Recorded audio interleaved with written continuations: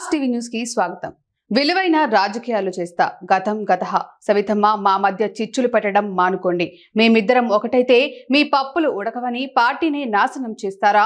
మేం ఇద్దరం ఒక్కటయ్యాం, అభివృద్ధి చేసి చూపిస్తాం. మళ్ళీ పుల్లలు పెట్టాలని చూస్తే తోలు తీస్తా. కలేజా ఉన్నవాడిని, ఎవడికి భయపడను. గర్వంగా ఈరోజు భూమి పూజ చేశా. నాడు శంకర్ నారాయణకు భయపడలేదు, వైసీపీకి భయపడలేదు, కార్యకర్తలను కాపాడుకున్నా.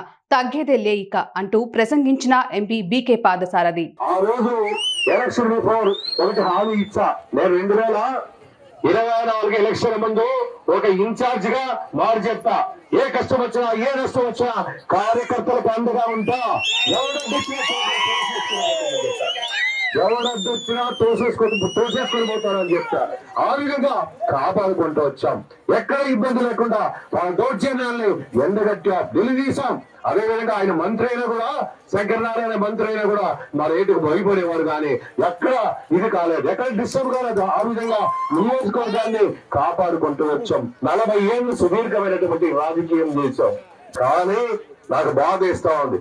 ఇప్పుడు ఈ నియోజకవర్గాన్ని కాపాడుకోవాల్సినటువంటి బాధ్యత మా ఇద్దరి మీద ఉంది.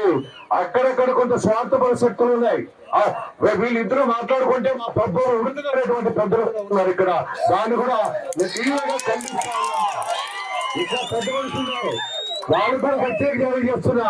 నేను ఎప్పటికీ కోరేది ఈ నియోజకవర్గాన్ని కాపాడుకోవాలి, ఈ ప్రాంతాన్ని కాపాడుకోవాలి, ఈ ప్రాంతాన్ని అభివృద్ధి చేయాలి.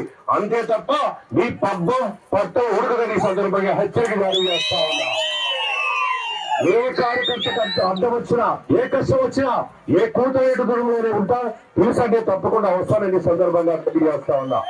అభివృద్ధి అనేది తప్పకుండా చేద్దాం. అదేవిధంగా చంద్రబాబు నాయుడు గారితో మాట్లాడదాం.